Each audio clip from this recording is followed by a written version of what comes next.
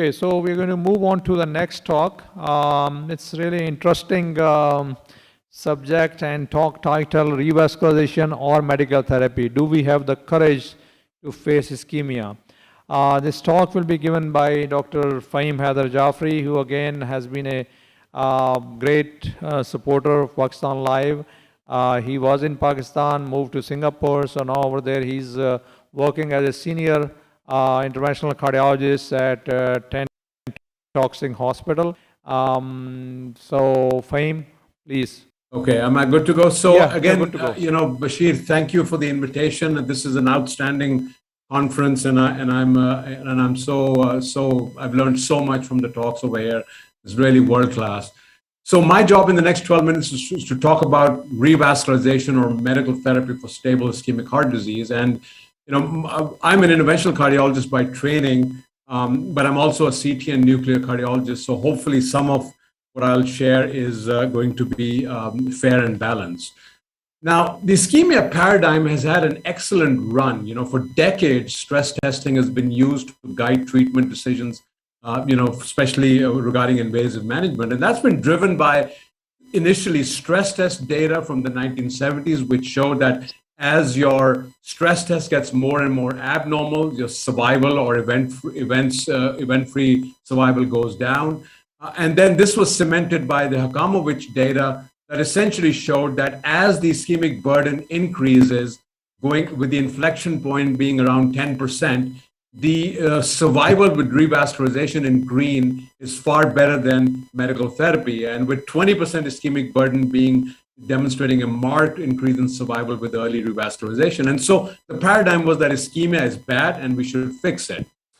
But it was sort of widely recognized even back then that these studies had some limitations. They were observational data with confounders and biases, single center data mostly. And most of this stuff was from the older era when medical therapy was neither good or standardized, nor was PCI any good at that time. And when randomized studies were conducted, driven largely by Courage and Barry Toody, it turned out, much to everyone's surprise, that death or non-fatal MI was no different whether you treated medically or you treated with PCI. And the benefit for PCI was largely driven by urgent revascularization and a reduction in symptoms with angina on follow-up. And the Courage trial everyone is familiar with, stable CAD, underwent an angiogram, and was then randomized to PCI or medical therapy.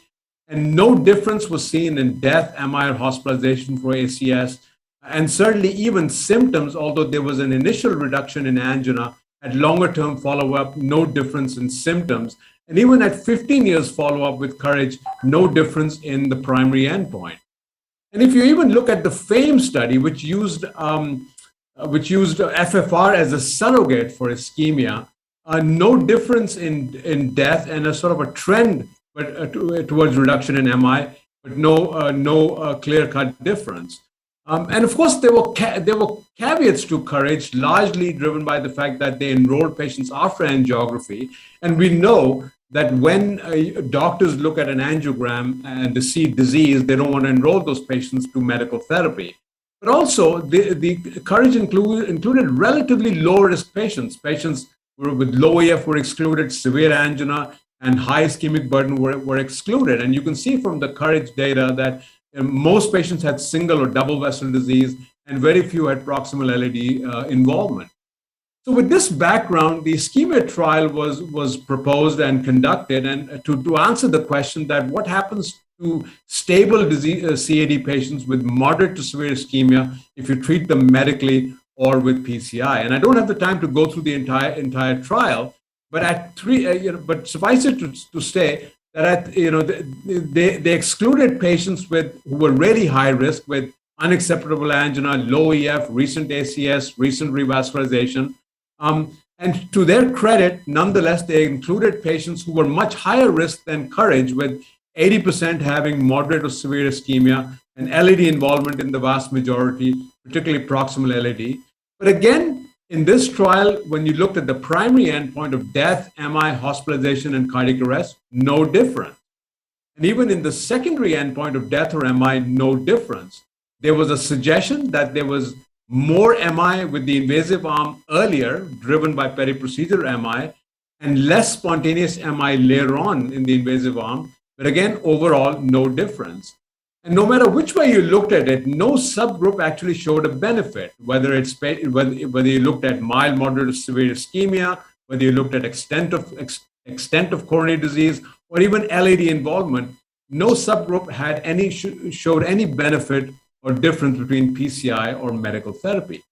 What about anginal symptoms? Well, across the board, there was a durable benefit in angina, which is not surprising. As you go from month 3 to 12 to 36, if you look at angina scores, it favored the invasive arm versus conservative arm. But what is important to understand is that the benefits were limited only to those with significant angina or sort of daily or weekly angina. And it turns out that that was a small group of patients who were enrolled in the study. Only less than a quarter had daily or weekly angina, whereas the rest had either infrequent or no angina, and that's important to keep in mind.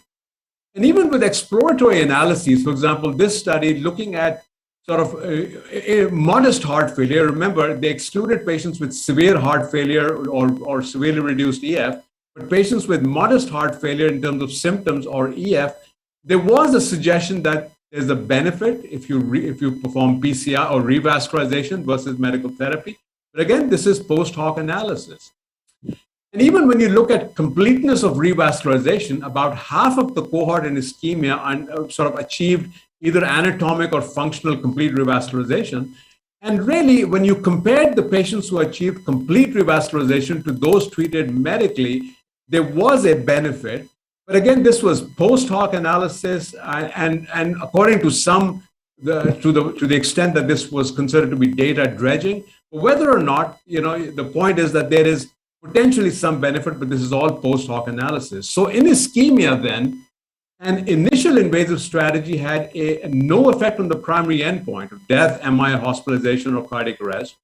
No effect on the secondary endpoint. No effect on mortality. There was an increase in early peri-procedural MI and a reduction in later spontaneous MI, possibly a benefit in those with modestly reduced EF, possibly a benefit in those who, if you achieve complete revascularization. But again, all of these potential benefits were at the most hypothesis generating. I think what is important to remember is that it did not matter how much ischemia you had, and it did not matter what the extent of the coronary artery disease was. Patients did equally good whether you treated them medically or with revascularization. There was a robust reduction in angina, particularly in those with severe symptoms to begin with, but you always have to understand or keep in mind that there is always a possibility of some degree of a placebo effect. And we know that from the Orbit trial published not too long ago, which showed that if you compare patients who undergo PCI with sham or fake PCI, even those who undergo a fake PCI get some benefit in terms of symptoms. So there's always some degree of a placebo effect. Now, there are always caveats to every trial, and the ischemia trial does have some caveats. And the biggest caveat is the exclusions and how much does it apply to the real world, because they excluded a bunch of patients. And if you look at the NCDR database, about 1 million patients in the US, the ischemia-like patients are only 1/3 of real-world patients. And these are typically, we know, tend to be lower risk. Also, as I said earlier, the ischemia trial tend to select patients. The selection was way towards less severe patients, with a lot of patients not having much angina, and the ischemic burden was more on the moderate than the severe side. But you also then have to accept that there are some significant strengths of the ischemia trial. It is a large trial, no question about it. Randomization was before angiography, so the angiogram did not bias physicians. There was core lab interpretation of ischemia, and it included a lot of patients that we previously sort of unequivocally thought needed to undergo PCI, patients with moderate to severe ischemia, patients with LAD or multivessel disease, and there was rigorous adjudication of events, and medical therapy as well as revascularization were as good as they could be. And follow-up was more than 90%. So huge strengths of the trial. So then how do you put ischemia and courage together? And I'd like to take you through how I would, or you should, or could approach patients in your practice coming in with chest pain. So you have a bunch of patients with chest pain. And of course, your initial evaluation will be with a history. And sure enough, there will be some patients with severe symptoms who you will immediately refer to the cath lab. Those patients with accelerating angina or angina with minimal exertion, they need to go to the cath lab. But for the rest of these patients, you will then contemplate some sort of stress testing. And when you stress test them, sure enough, there will be some patients who have a really horribly abnormal stress test. I'm talking about blood pressure tanking on exercise or ST segments going up. And then there will be a whole bunch of them with either a normal scan or mild ischemia. And these could be appropriately then shunted to either medical therapy if the scan is normal or mild, or cath if the stress test is so severely abnormal. Now, before the ischemia trial, all of the rest with moderate to severe ischemia would then be sent to the cath lab. But after the ischemia trial, I believe there is at least reasonable equipoise between medical therapy and invasive therapy. And you can then talk to the patient about options to rule out left main disease, because left main disease was excluded from the trial. And you can talk to them about either doing it invasively or non-invasively. And sure enough, some patients will say, no way, I want to get a cath, I want to know for sure. And you will refer those patients appropriately to the cath lab. But then for the rest of them, you will consider doing a CT scan to rule out left main disease. And you need to do that because of patients like these. This is somebody recently in our practice, just about a few months ago, 56-year-old guy, inferior ischemia, was referred for a CT scan, got lost to follow-up because of the COVID crisis in Singapore, and came back 6 months later with an ACS, and I think we dodged a bullet. You can see this critical left main disease. And so patients with left main disease will then be sent appropriately to the cath lab. And for the rest of the patients with moderate to severe ischemia, you can treat them medically. And when you treat them medically, most will do okay, but some won't. And those who flunk medical therapy, you will refer to the cath lab. And so the bottom line, if you look at these two boxes, the green and the blue box, a large number of patients with stable ischemia, ischemic heart disease will be treated or can be treated medically and will actually do well. So how do I conclude things? I think the ischemia paradigm in stable coronary disease has changed. It's not dead, but it has changed. I think detection of ischemia in stable disease remains important, with stress testing. And so this mantra that stress testing is dead is absolutely not true. But it's important because it helps initiate appropriate medical therapy. On the other hand, treatment of ischemia in stable CAD by revascularization, it provides durable benefit in terms of symptoms, especially in those with a lot of angina. But it does provide no clear prognostic benefit, with the caveats that the highest risk ischemic patients were excluded, left main disease was excluded, and low EF was excluded. So as long as you understand these caveats, you can treat them medically with good relief of symptoms. Now, in 2021, medical therapy for ischemia is okay as the initial step if prognosis is the concern, with the understanding that the caveat of these caveats. But in 2021, I would like to say that revascularization for ischemia is also okay as an initial step if symptoms are compelling. The caveat is it won't affect prognosis, but remember, it's okay to make patients feel better. And we should have the courage to embrace ischemia and be comfortable treating ischemia medically. But we should also not be discouraged to stent and just have an honest discussion with the patient or the family that PCI versus medical therapy, there's not better or worse, they're just different. It may not make you live longer, but it may make you feel better. And you will still have to take tablets, whether you undergo revascularization or medical therapy. And finally, for ACS, none of this applies. For ACS, revascularization should be the initial approach in 2021. And I'd finally like to leave you with one thought that whether it's courage or ischemia, just keep in mind that at 5 years, almost 20% continue to have events, despite the best of our therapies. And so we still have a long way to go. Thank you very much, and I hope I've not exceeded my time. Thank you very much, Fahim. An excellent talk as always, and also thank you. You are exactly on time. So great job. We'll move on to the next talk, and then we will have question answers. So please stay. So our next talk is, I think, very relevant and very important in this COVID era. All of us has been dealing with this, especially in STEMI situations, how to protect ourselves, our staff, and all those kind of issues.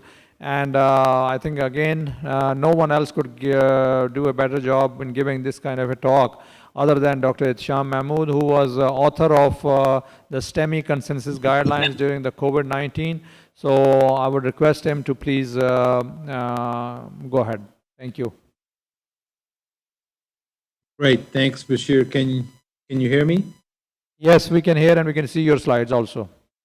Okay, great. Well, once again, I'd like to congratulate on putting this meeting in the middle of COVID. It's unfortunate that I can't be there, but I look forward to joining all of you in person soon. I will try and make up a little bit of lost time. I have no relevant disclosures. We go back a little bit. We all remember March 2020 is when COVID-19 went from just a aberration to hitting the globe very, very quickly. We in San Diego were among the first. I think we treated the second or third patient in the country because the initial evacuees from China were brought to San Diego. And very quickly, within literally days, we started to have our hospital fill up. And at the time, I was Sky president, and I wrote this president's page, which was really my opinion at the time. And part of the reason was because as the COVID numbers started to go up, there were a lot of institutions around the United States based on a small report from rural China that don't take COVID patients to the cath lab for primary PCI when they come in with a STEMI, but instead use a lytics first approach. And it didn't make sense to me. And so this is my president's page at the time where I said we should still do primary PCI for STEMI, urgently take patients for high risk and STEMIs to the cath lab, delay elective procedures. We should have PPE for everybody. And it was already recognized that myocarditis can present as a STEMI mimic. As the days went along, and I will say that that was truly a very, very dynamic time where day by day we were getting different bits of new information, and we collaborated with ACC and Sky, and we put out cath lab guidelines, which were literally a week after my president's page, and we said the same things. And Tim Henry, who's on the call here, Tim's group published this very interesting paper. Before the publication, I remember talking with Tim, figuring out that, you know, all of a sudden, where are the STEMIs? STEMI activations are disappearing. And they looked at these centers around the US, high volume centers for STEMI. And what they noted is that all of a sudden, in February and then March of 2020, the number of STEMIs showing up had dramatically decreased. And so it was unclear, were patients not showing up, or were they just STEMI activations were being dropped? Sky, ACC, the American College of Emergency Physicians, we put together a group, and we did this really very, very quickly. And over 2 weeks, we got on a number of calls, we drafted a document, and we put forward what we thought would be our best set of recommendations. Tim was the senior author, I was the first author, and I'll share with you those guidelines that we came up with.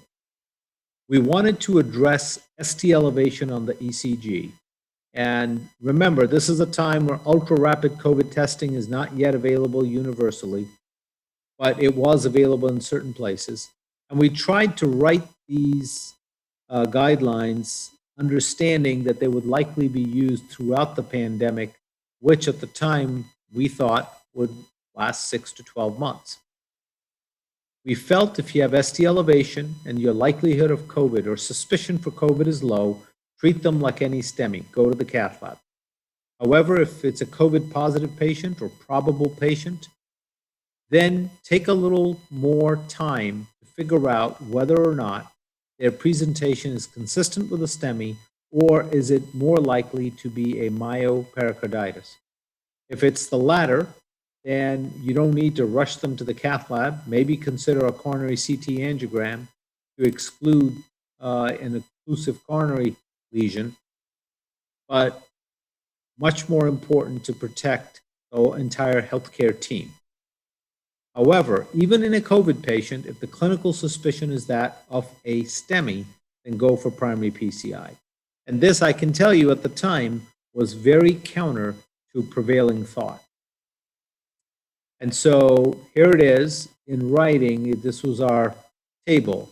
All STEMI patients should undergo evaluation in the ED. There should be appropriate PPE for the entire team. If there's any respiratory issue, intubate the patient first. Make sure people practice how to have proper PPE training beforehand. Primary PCI should remain the default strategy with clear STEMI patients. We also worked with ACC to address this issue of potential delays in door-to-balloon times, and we wanted to exclude this as a measure for all patients during the time of COVID-19. Some additional issues we've written, including getting the patients who are stable not in an ICU, because there were ICU bed needs around the country. The second aspect we addressed was field STEMI. Field STEMIs in the US prior to COVID were essentially going directly to the cath lab, not through the emergency department in a lot of places. And we felt that that practice should be modified during COVID. Patients should still first go to the emergency department, get a quick evaluation, make sure the suspicion for COVID is low, and then the patient should be treated with primary PCI. And the third part we addressed in this document was, what do you do if you have a STEMI patient showing up at a non-PCI hospital? So non-cath lab hospital, ST elevation, should you give lytics and transfer the patient, or should you hold off? Because with COVID, you can have a STEMI mimic, and you might be inappropriately treating a number of COVID patients with fibrinolytic therapy. And so we conceptually said the same thing. If your likelihood of COVID was greater than the likelihood of a true STEMI, then hold off on lytic therapy and transfer the patient to a cath lab capable of primary PCI. So I won't go into these details, but this was, in a nutshell, the message that we had around those three clinical presentations: STEMI in a primary PCI center, STEMI in a non-PCI center, and how to apply it to EMS. Subsequently, since then, what we have learned, of course, is that COVID, with this coronavirus, there's both direct viral cardiomyocyte toxicity, there's myopericarditis, and then there's also this inflammatory state that in turn is prothrombotic, that can cause ACS. And finally, because of the fear of acquiring COVID in a hospital, patients delay their care going to hospital. So there's multiple direct and indirect effects of COVID. And we wanted to study this and put together, under Tim Henry's leadership, NACME. NACME is the North American COVID Myocardial Infarction Registry. It's a collaboration between SCI, ACC, and the Canadian Association of Interventional Cardiology. We published the protocol, and what we decided to do from multiple centers throughout North America is collect prospectively COVID patients with ST elevation on presentation to try and figure out, is there a difference in these patients versus others? I won't go into these details except to say it's multi-center, both in Canada and the US. These are data that subsequent to this, they've been published in JACC, but I wanted to share some slides that Tim had originally presented. The most important finding was, in the original 170 COVID and 420 possible COVID patients, what you see is a disproportionate number of African American, Hispanic, and diabetic patients. The next important thing is chest X-ray infiltrates are common, and dyspnea on presentation is common in COVID patients with STEMI. However, what was reassuring is that in the United States and Canada, 71% of patients continued with primary PCI, and about 20% got medical therapy when they had ST elevation and COVID. But if you have COVID and you present with ST elevation in red, those patients do not do well. They have high in-hospital mortality, prolonged length of stay, both in the hospital and in the ICU. So we felt reassured from the NACME registry that our recommendations continued to make sense compared to patients or people under investigation for COVID and propensity match controls. ST elevation occurred more frequently with COVID-19 in African Americans, Hispanics, and diabetics. ST elevation were more likely to present with cardiogenic shock. I didn't show you all of those data, with lower EF and more atypical cardiac symptoms. They were less, about 20% did not receive angiography, but yet 71% still received primary PCI. Lytics were not frequently used early in the pandemic and have not been used frequently subsequent either. And finally, the in-hospital mortality for COVID patients with STEMI is high. They have higher risk of stroke and longer lengths of stay. So this is clearly a very ill and sick cohort of patients that we need to continue to learn more about. But I would say if they show up in a PCI-capable center and you clinically suspect a myocardial infarction with appropriate precautions, they should be going to the cath lab with a primary PCI strategy rather than a lytic-first strategy. Thank you.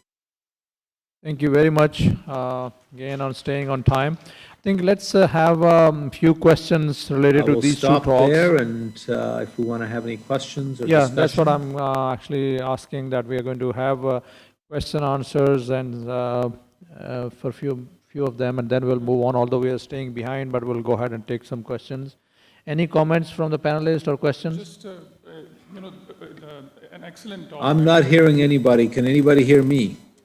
This is. Yes, we can hear you. Tim can hear me, of course, perfect. Well, maybe Tim, you can comment. You can maybe bring us a little more up to speed on where we are with NACME. Here's what I'd say.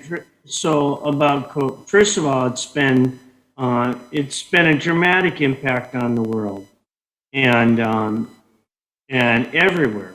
And I think there's a couple lessons. So number one, COVID, the disease is bad, but our response and how we deal with it directly affects our patients negatively as well.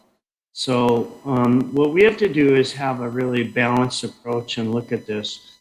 And I look at carefully. And I think, number one, what we found is the principles of how we take care of people with ST elevation are that going to the cath lab and taking care of people, number one, saves lives, and number two, is safe if you do it with the proper way. And you can do that. And so I think those are important lessons. This was, when we put that document together last year in April and May, I actually am very happy about it because it's really held up over time. And I think it's really true that you can take people to the lab. And so if you see ST elevation, you need to go. The other part of it is we need to tell people that it's safe to come to the hospital. And if you have coronary disease, if you have structural disease, you need to take care of people who have cardiovascular disease, because that will kill you just like COVID will kill you. And so I think those are my take-home points about it. The disease is bad, but overreacting is bad as well. I think this is an excellent comment by Dr. Henry about the fear of people not going to the hospitals. At the peak, there was about 38% decline about the Medicare patients. There was an article recently in JAMA, 38% decline at the peak, but even now in late 2020, there was still a 12% decline in admissions for MI and stroke and the Medicare patients coming to the hospital. So there's still a lot of patients not going for their proper stroke MI diagnosis to the hospital, and just because of the fear of COVID, not getting attention in a timely manner. The other question I had was, there's a recent article in Lancet about Swedish registry data showing increased vascular risk as to increased risk for MI and stroke in patients who have had COVID, and a lot of other data also showing that. Any comments that should we be leaving them on long-term, some anti-thrombotic, antiplatelet therapy? Any thoughts on that? So those are really good questions, and I don't know about the long-term things. I personally, I think we should probably treat them the same way we treat other patients with STEMI and acute coronary syndrome. I don't know that we have strong evidence to be more aggressive, but I completely agree with you that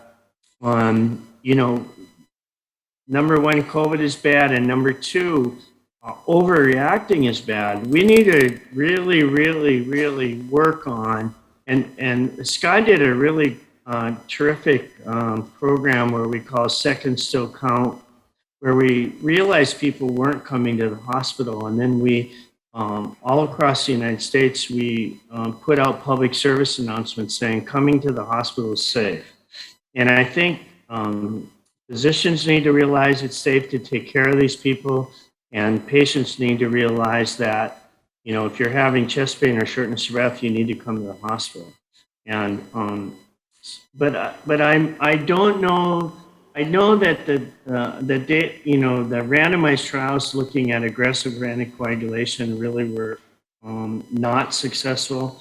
So I think that what the best I can tell you right now is that you should treat people with standard antiplatelet therapy. There are the COVID positive patients. There is occasional patients that have very thrombotic lesions that are more likely to need thrombectomy or more likely to need more aggressive treatment. But that's a relatively small percentage of patients. And then I would say that a higher percentage of people have no clear culprit, but they still benefit from coming to the cath lab. And that group of people, we sort of thought that, initially that it was myocarditis, but it turns out when you look at the pathology that most of it's microemboli, and that these people have microemboli. And I think the best treatment for them is the standard anticoagulation, that more aggressive anticoagulation, it's best that I can tell, doesn't make a difference. So but I will tell you, one thing we need to learn about COVID is, it's changing. You need to have an open mind and be willing to adjust as we get more data. Yeah. Dr. Dr. Zainab. Can I ask a question? Yes, sure. Go ahead, Fahim. Great talk, great talks, Tim and Sam. Quick question: in your labs now, is it standard to do a COVID test before they come to the lab for primary PCI, and or are you just bringing them to the lab and assuming they're COVID positive and taking all the precautions? What's your practice now?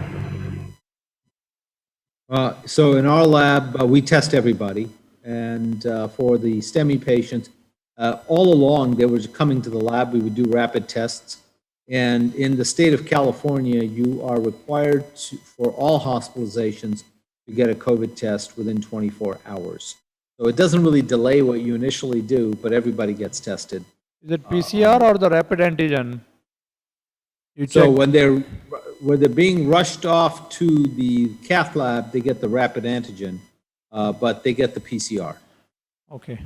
Can I just... I mean, everybody gets the PCR. Rapid antigen only when they're rushing off to the lab. Okay. So they do it in the ED, I'm assuming. Sure. Thank you. Dr. Zainab wanted to ask that, I know Dr. Chapuria is not here. Probably she would have been better to answer, but how are the ACC registries handling the risk adjustment in this COVID times?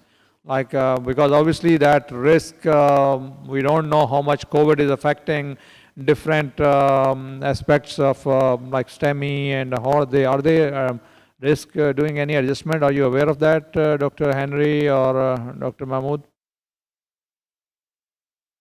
I am not aware of how they're, if they're doing a, focused risk adjustment around COVID. The only part I do know is the efforts at delays in STEMI care or door-to-balloon time, which has already was removed as a metric, that would be measured, but not reported. So I don't know if any other risk adjustment. Dr. Nadeem, you had a comment? Yeah, just a quick question. I was in US recently in Boston, and I found that, you know, there was quite variable. It didn't seem like. Hello, it did. I was recently in Boston in US, and it seemed life was pretty normal, except some people were wearing masks. What my question is that has vaccination made any difference to the data that you presented as far as the complications and other things? Or has it changed anything? Because the vaccination there is around 60, 70% compared to 10 to 15, less than 10% in Pakistan. So has vaccination made any difference? Yeah, so I'll address that. So first of all, I think number one, it's important to distinguish the different vaccines. So the Pfizer and the Moderna are extremely effective, including the new variants, and it's definitely made a difference. The J&J, we see a lot of breakthrough. And if you look at the Chinese vaccine and the Russian vaccine, they're definitely not as effective. So I think vaccinating for people that are not vaccinated clearly makes a difference.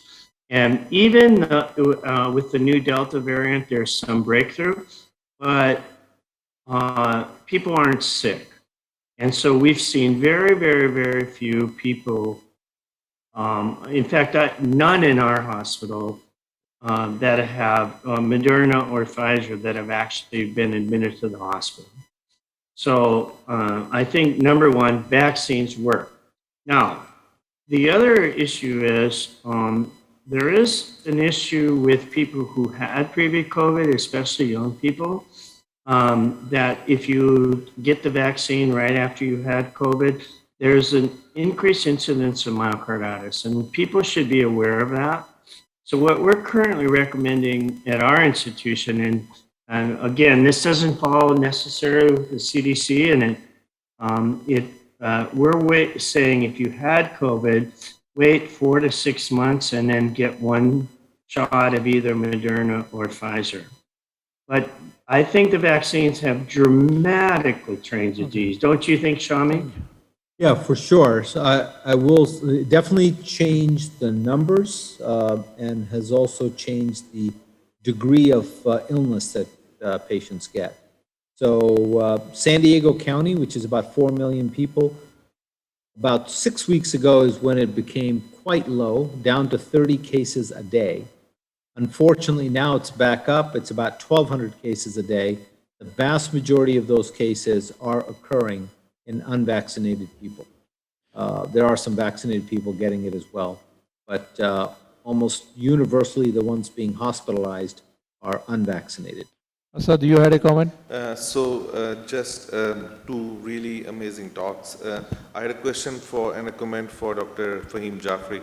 I think beautiful talk, and a lot of us in Pakistan have taken up this ischemia study, and without actually knowing all the intricacies of it. And anytime if they see a difficult lesion, people are saying that we should adapt the ischemia trial thing here. So as Dr. Jafri showed, about 20% of the people who were sort of randomized to the medical arm still ended up getting angiographies, and then about another 20% of those ended up getting stenting.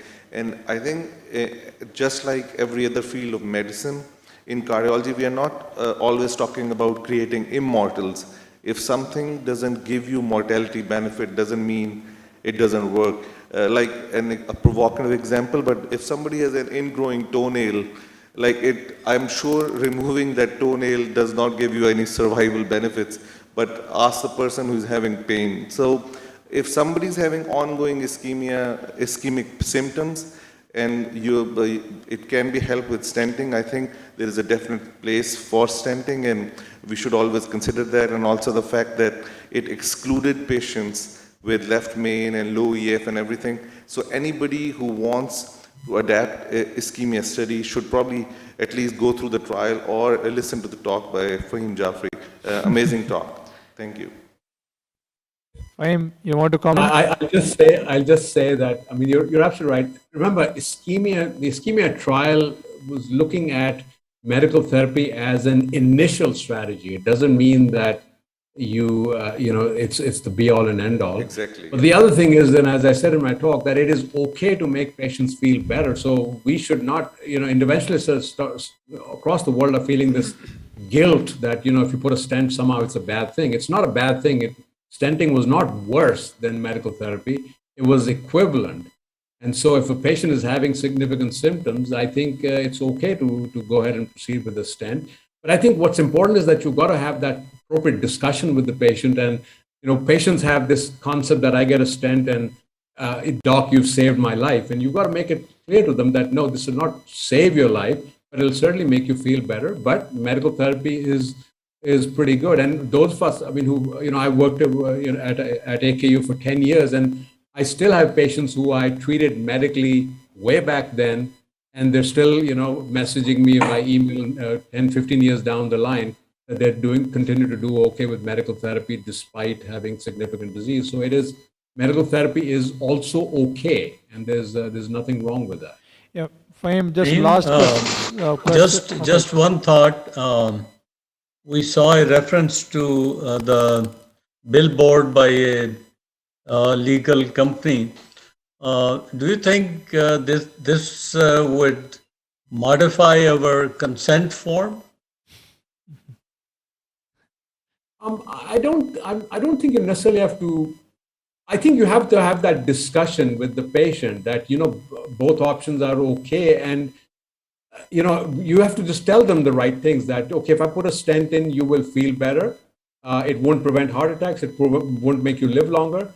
And if we treat you medically, chances are that you will also continue to do okay. And so patients will then be able to make that choice with you. So I think this shared decision making with patients is essential. And, and I know in Pakistan, we have this sort of, a lot of times patients defer to the physicians to make the decision.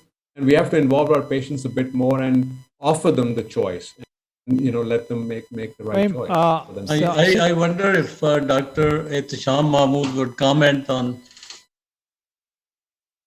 this legal issue. Whether ischemia trial will make us modify the documentation of that discussion.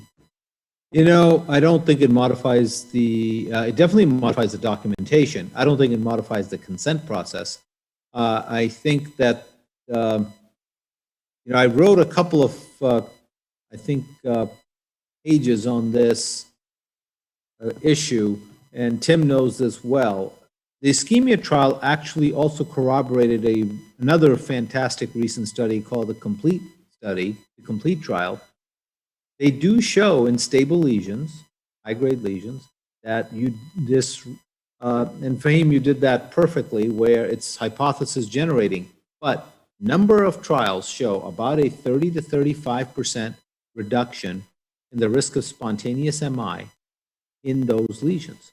And that was consistent. The ischemia trial showed that. COMPLETE trial has shown that. And so the FAME studies showed that. So we see that repeatedly. And I share that with patients, along with the facts that that's not known in a randomized manner. But what we unequivocally know is we make anginal symptoms better, number of medications patients need go down, and they need to understand that. I think the hazard for interventional cardiologists is if you have a complex lesion you are uncomfortable treating, then you don't want to lean on the ischemia trial. That's not the way to do it. Mm-hmm. It should be, whether it's a simple lesion or a complex lesion, the patient should understand, and as long as you're making the decision for the right reasons. And it also depends on where that lesion is. People forget the ischemia trial, it's like any clinical trial. There's a series of inclusion criteria, but any individual patient doesn't, the entire trial doesn't apply to every individual patient. So to me, an ischemic burden based on a mid-right is very different than a prox LAD. And I will take that into account. I think we have to move on. Sorry, thank you very much. Fahim, just last quick question, yes, no, like after ischemia trial, has your use of CT angio increased as compared to nuclear stress testing to rule out left main disease? Yes, absolutely. Okay, okay, In thank our you very much. practice, it certainly has. Thank you very much. Sorry, we are actually running a little bit behind, but we really don't get these world experts chance to talk to them, so that's why we will cover our time in the next two talks. Can I have my talk? We will quickly go over actually what I'm going to do in next 5 minutes or so. Since I've come back from US, again, I think quality has been close to my heart, and I've been trying my best to do two most important things. One was to start a proper training program in interventional cardiology, which with the help of Professor Azhar Farooqi, at that time he was the president, actually Dean of Cardiology Faculty, we were able to start that program. And we now have a formal training program in interventional cardiology and also the examination with the College of Physicians and Surgeons of Pakistan. And second, I think the most important thing in quality is to have some kind of monitoring system or registry. So we wanted to start this registry in Pakistan, and initially I approached American College of Cardiology and to enroll in NCDR, but unfortunately at that time they were asking like 50,000 per year, which was not possible. So what we decided at that time to basically have our own software-based kind of a registry.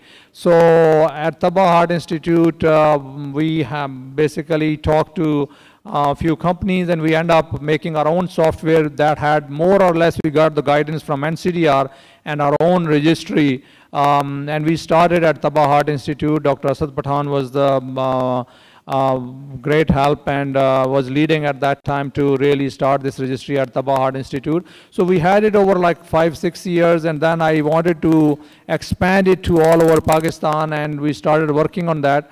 But unfortunately, it was not that easy because no one is really willing to give their data, and there are a lot of obviously genuine concerns and appropriate concerns that that their data may be misused or something. So we tried our best to adopt international principles and to basically have this implemented in Pakistan, and luckily again a recent Supreme Court basically endorsement of those standards, cardiac cath lab standard incorporated that this registry as well, and now cath lab in Pakistan has to enroll in that. So the reason for bringing up this here, I'm going to very quickly run through these slides to at least familiarize to the audience here and on virtually what the cardiac registry of Pakistan is and really what kind of information you can get.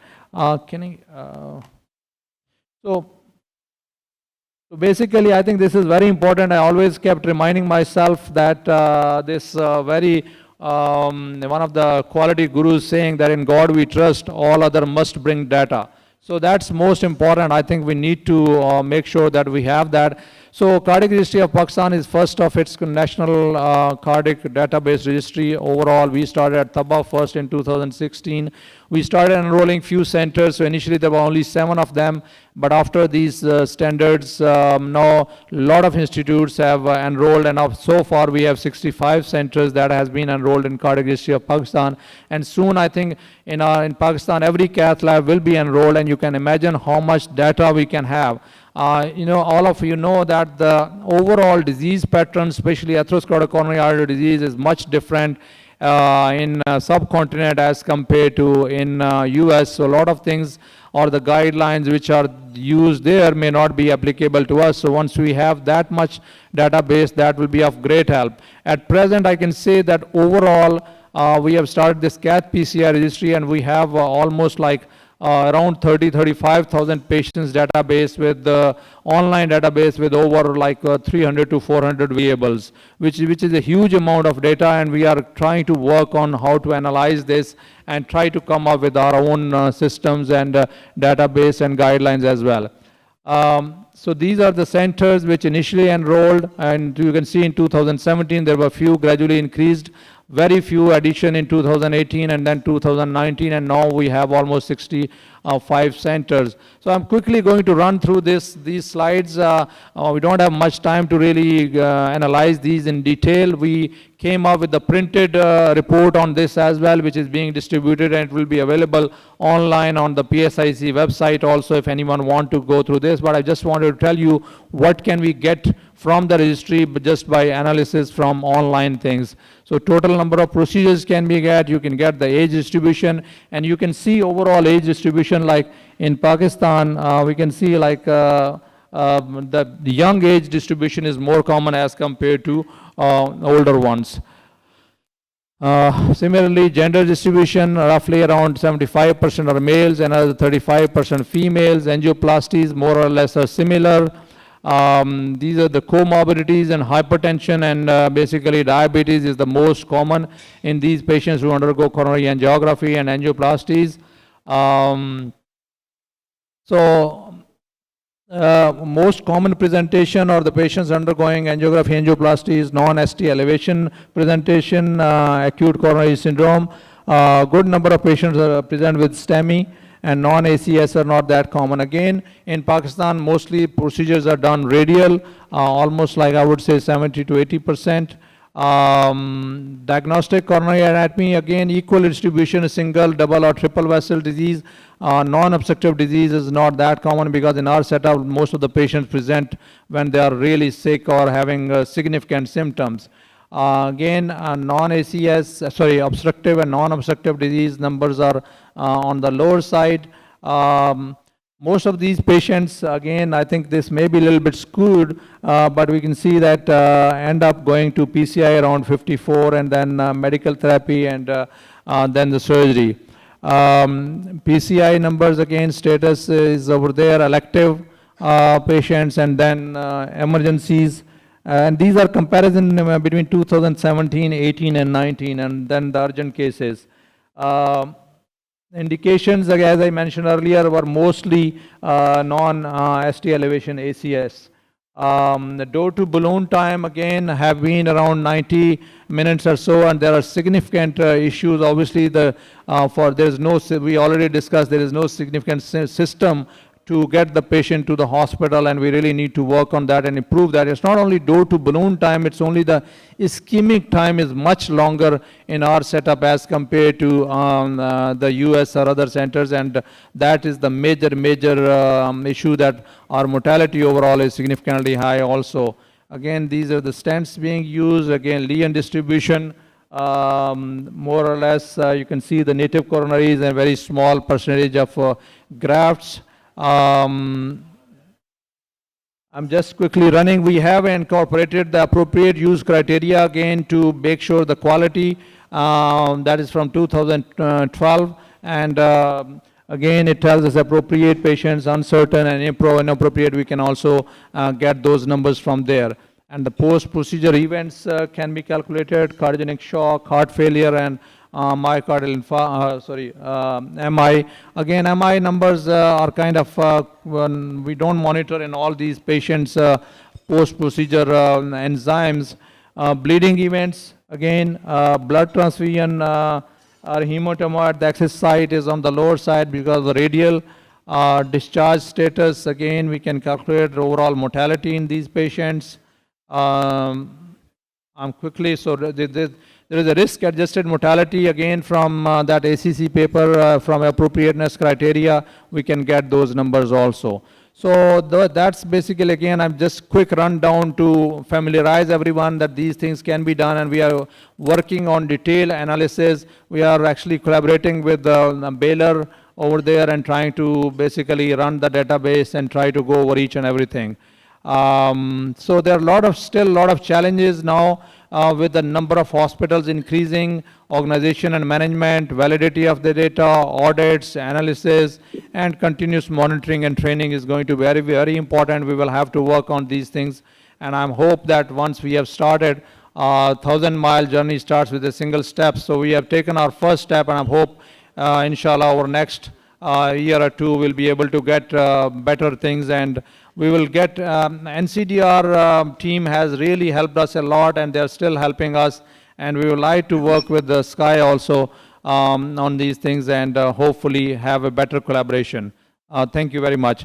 Okay, so we are going to move ahead and just very quickly, we are also coming up with our journal, Society of Cardiovascular Angiography and Interventions is starting our own journal, and I have Dr. Tariq Ashraf, who is going to just give a quick update on that. He's the chief editor of the journal, and we are going to start that, and it will be good. I think all this data, once we have that, we need to publish that as well.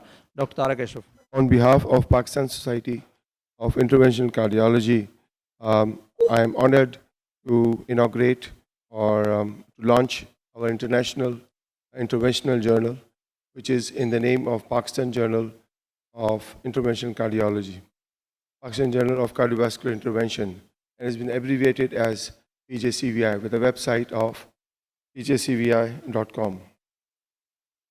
So basically, it's been published by the Pakistan Society of Interventional Cardiology. So regarding its license type, it's whosoever publishes in PJCVI retains copyrights of his work, but allows the third party to be download, reprint, distribute, modify, copy, etc. Then article with appropriate attribution. PJCVI adopted the CCAL to promote scientific work and disseminate knowledge without any restriction. So this is basically the journal cover of the patient is the front cover, which consists of the heart within the center and with the logo of Pakistan Society of Interventional Cardiology at the bottom. And on the right is the back of the journal.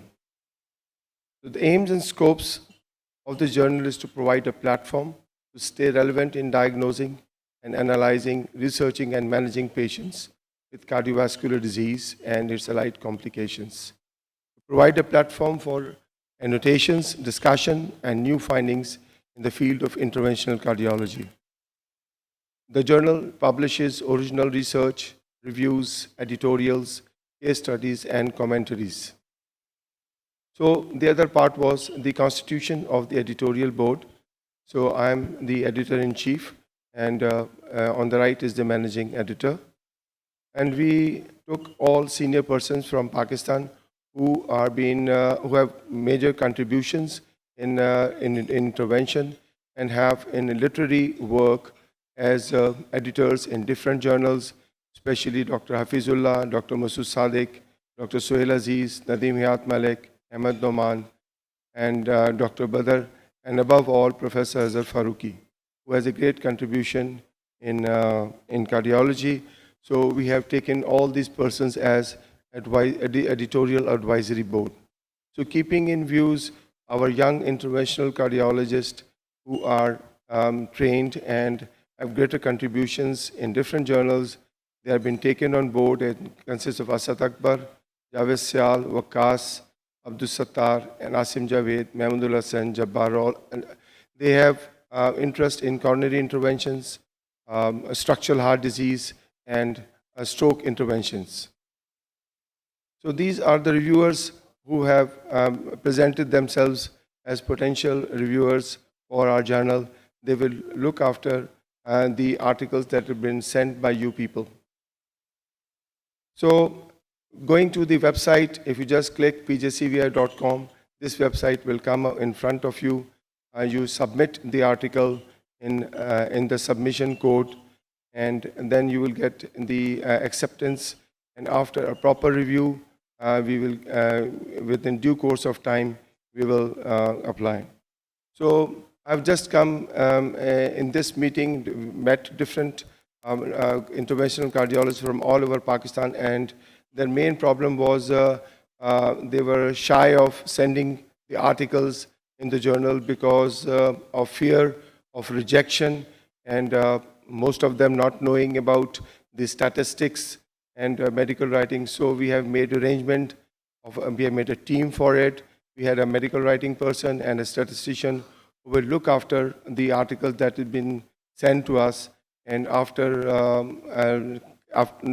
just identifying those problems, we will send the author, and after the author rectifies the things, we will be able to publish it according to the international standards. So this is a certificate reviewing the articles that has been reviewed by the reviewers. They will be offered this certificate of reviewing as a memorable thing.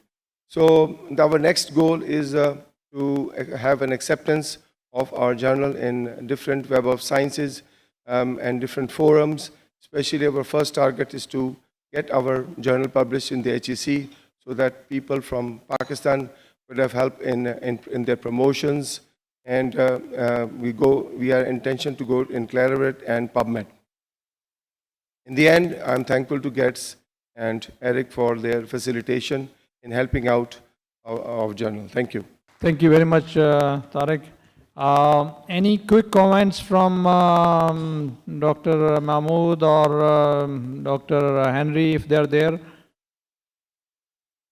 I would say, Bashir, congratulations. This is, you know, it's all a journey. And I'm really pleased and proud of the fact that now not only do you have a registry, you're launching your own journal. It will give a lot of people an opportunity to be able to publish their own data. And as I think you and I spoke about this before, with the registry and being able to objectively look at data and analyze it with the local population, I think there'll be new insights, new findings, and you will have an opportunity to publish them locally and also internationally. So congratulations on both of these achievements. Thank you very much. I would really like to thank all the panelists, all the speakers, great talks, great discussion, and I think all of us have learned a lot. Thank you very much.